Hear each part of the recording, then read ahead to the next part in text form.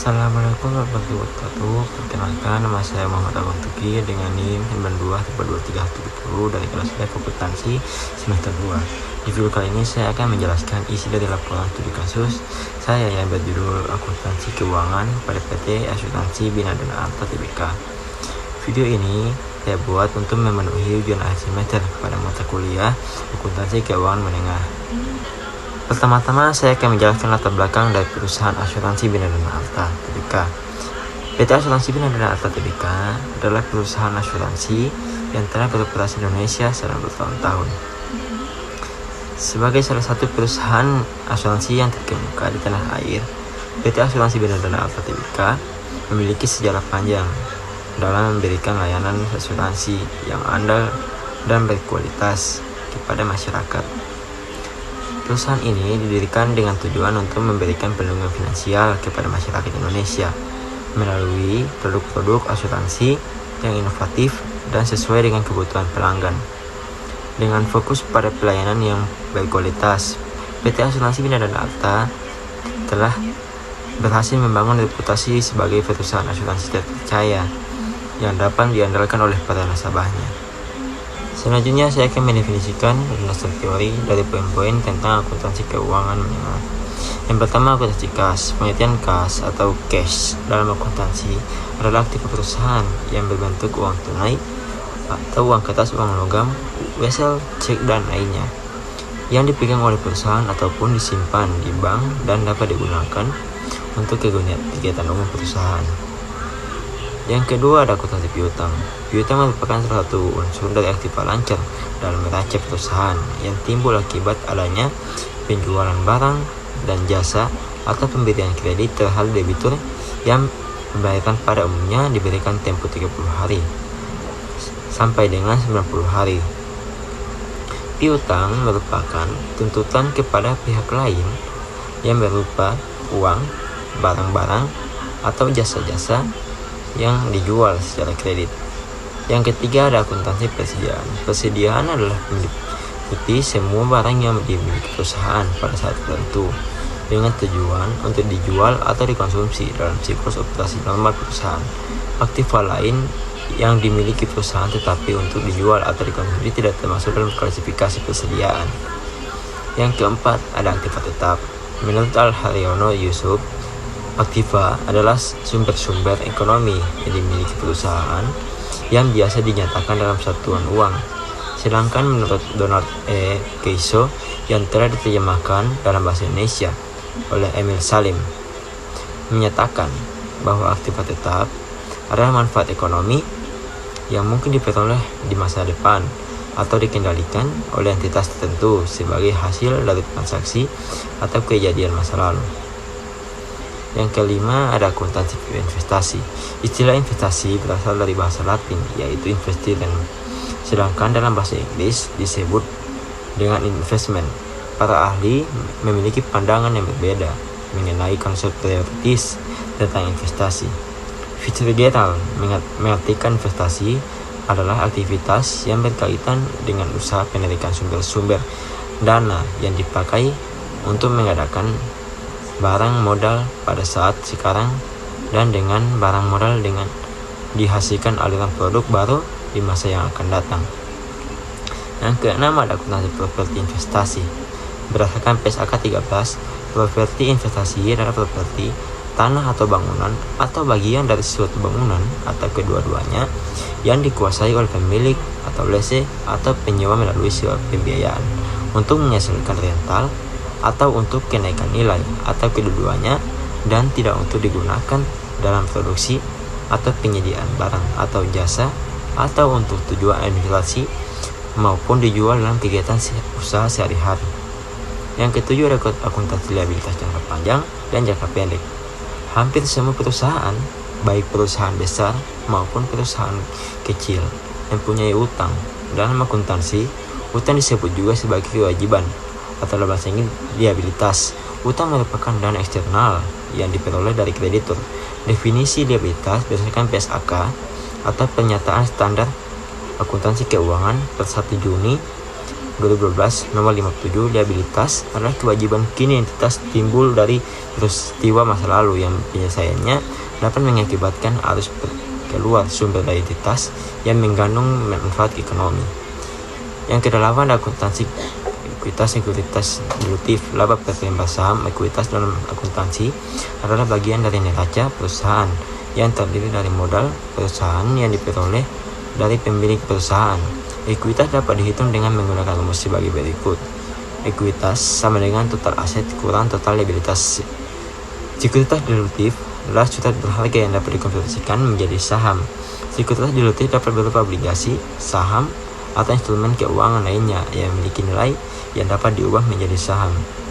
Sekuritas dilutif digunakan sebagai alat untuk meningkatkan modal perusahaan dan meningkatkan nilai saham. Laba per lembar saham atau earning per share adalah suatu ukuran yang menunjukkan laba per lembar saham yang beredar. EPS dihitung dengan menggunakan rumus sebagai berikut. EPS sama dengan net income bagi total common stock. Outstanding laba per lembar saham digunakan sebagai indikator kinerja keuangan perusahaan dan dapat membantu dalam menentukan nilai saham. Laba per lembar saham yang tinggi dapat menunjukkan bahwa perusahaan memiliki kinerja keuangan yang baik dan nilai saham yang meningkat. Yang kesembilan ada akuntansi aset tidak lancar tersedia untuk dijual. Aset tidak lancar tersedia untuk dijual adalah aset yang tidak dapat dijual atau dipertukarkan secara langsung untuk mendapatkan kas. Aset tidak lancar ini dapat berupa aset berwujud seperti tanah, bangunan, mesin, dan peralatan, serta aset tidak berwujud seperti hak paten, hak cipta, dan merek dagang. Yang ke-10 ada akuntansi investasi bonds dan investasi stok. Yang pertama ada investasi bonds atau obligasi. Investasi dalam obligasi adalah suatu bentuk investasi yang dilakukan oleh perusahaan dalam bentuk surat berharga jangka panjang yang menunjukkan hubungan hutang atau piutang antara kreditur dengan perusahaan yang menerbitkan obligasi. Dalam akuntansi, investasi dalam obligasi dianggap sebagai aset jangka panjang memiliki nilai yang dapat diperkirakan dan dapat dijual kembali pada masa yang akan datang. Yang kedua ada investasi stok atau saham. Investasi saham adalah sebuah instrumen pasar keuangan yang berupa tanda penyertaan modal seseorang atau badan usaha dalam suatu perusahaan atau perseroan terbatas. Dengan investasi ini, saham ini juga kamu memiliki klaim atas aset pendapatan perusahaan dan juga memiliki hak untuk hadir di rapat umum pemegang saham atau RUPS. Yang ke-11 ada akuntansi sewa. Menurut Subramayan, sewa merupakan sebuah perjanjian kontraktual antara pemilik atau lessor dan penyewa atau lese yang memberikan kepada penyewa untuk menggunakan aset yang disewa selama periode masa sewa dan kewajiban untuk melakukan pembayaran sewa minimum. Yang ke-12 ada akuntansi pendapatan. Pendapatan adalah arus masuk atau penambahan lainnya pada aktivitas satu kesatuan usaha atau penyelesaian kewajiban-kewajibannya atau kombinasi keduanya dari pengiriman atau produksi barang, pemberian jasa atau kegiatan lain yang merupakan kegiatan utama atau pusat dari satuan usaha yang berkesinambungan. Pembahasan selanjutnya, saya akan menjelaskan sejarah dari perusahaan asuransi Binadana Arta Tbk. PT Asuransi Binadana Arta Tbk didirikan di Jakarta pada tanggal 12 Oktober 1982 sesuai akte notaris ini Mulyani SH nomor 38. Selama lebih dari 30 tahun berkarya, PT Asuransi Binadana Arta Tbk telah tumbuh dan berkembang menjadi sebuah perusahaan asuransi umum yang tangguh dan patut diperhitungkan dalam industri asuransi di Indonesia. Fokus usaha asuransi ABDA adalah memberikan perlindungan terhadap risiko kerugian dengan berbagai jenis pertanggungan seperti kebakaran, kecelakaan bermotor, rekayasa tanggung gugat, pengangkutan, peralatan berat, kesehatan, aneka, dan lain-lain. Dalam perjalanannya, perusahaan telah mengalami beberapa kali pergantian nama. Pada tahun 1982 berubah menjadi PT Asuransi Bina Dana Arta. Kemudian pada tahun 1994 berubah dengan nama PT Dharmala Insurance. Lalu di 1999 berganti menjadi PT Asuransi Bina Dana Arta Tbk, yang juga dikenal sebagai Abda Insurance atau Asuransi Abda, yang masih menjadi entitas bagi perusahaan sampai sekarang. Berikut rangkuman dari laporan keuangan perusahaan asuransi Bina Dana Arta Tbk. Saya akan membandingkan laporan keuangan antara tahun 2002 dan 2023. Di tahun kasih tahun 2022 berjumlah 45.950.000 menjadi 395.730.000. Terus ada piutang hasil investasi di tahun 2022 5.304.000 dan di tahun 2023 menjadi 22.203.000. Terus ada piutang premi di tahun 2022 menjadi 4.310.000 menjadi di tahun 2023 menjadi 126.973.000. Terus ada piutang asuransi di tahun 2022 ada 6.046.000 menjadi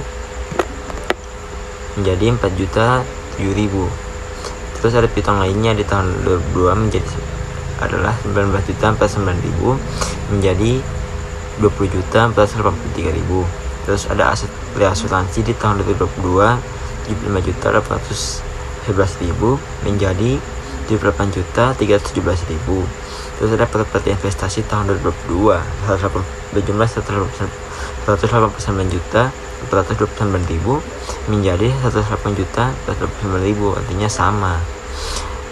Terus ada aset tetap tahun 2022 berjumlah 75.730.000 menjadi 73.605.000. Jadi jadinya aset tetapnya berkurang. Terus ada jumlah aset di tahun 2022 berjumlah 2.2.105.105. Saya ulangi, jumlah aset di tahun 2022 berjumlah 2.472.105.000 menjadi 2.452.230.000. Terus di jumlah liabilitas di tahun 2022 berjumlah 19.646.617.000 menjadi 1.048.665.000. Terus ada ekuitas di tahun 2022 berjumlah 1.100.400.000 menjadi 1.503.000. Terus ada jumlah laba rugi di tahun 2022 55.436.000 menjadi 24.055.000.